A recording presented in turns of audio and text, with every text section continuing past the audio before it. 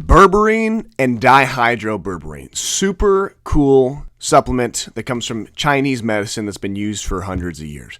So what is berberine and dihydroberberine? Well, it's essentially an alkaloid found within these herbs that, for our intended purposes, is going to help with carb management. So taking the carbs that you eat, especially if you're eating a ton of them and a ton of food, and using your pathways to push them into muscle cells, which is where we want them to be. So it's going to help with more efficiently pushing carbohydrates into muscle glycogen stores to replenish those glycogen stores. So this is especially useful if you're an endurance athlete, if you're somebody that's bulking, if you're eating a ton of rice, carbohydrates, potatoes. It's going to help that process work a whole lot more efficiently, and there's some other aspects as well. It falls within the health category because it is also used with a lot of clients for lowering lipid panels, for helping with cholesterol, with ApoB, some inflammatory markers. It is going to help with blood pressure. So a lot of different things health-wise berberine is going to help with, and primarily though with helping with the processes of utilizing food and specifically carbohydrates in a better way.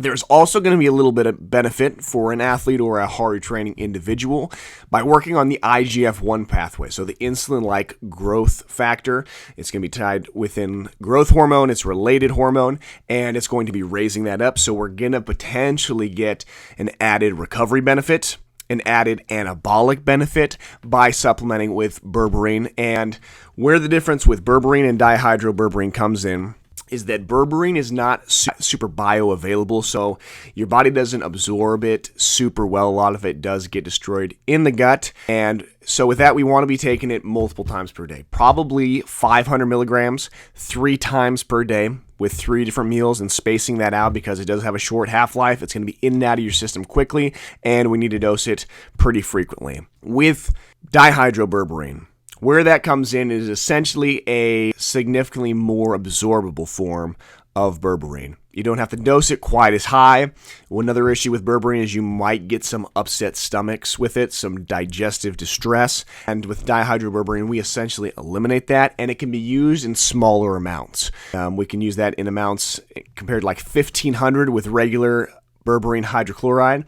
With dihydroberberine, we can use like 100 to 500 milligrams in a day and get equal benefits. The only really difference is with using it is that berberine is going to be substantially more affordable. Hydroberberine is going to be more expensive, so that's up to you. I would say that dihydroberberine is probably a better way to go across the board because you're going to be having to use a smaller dosage of it.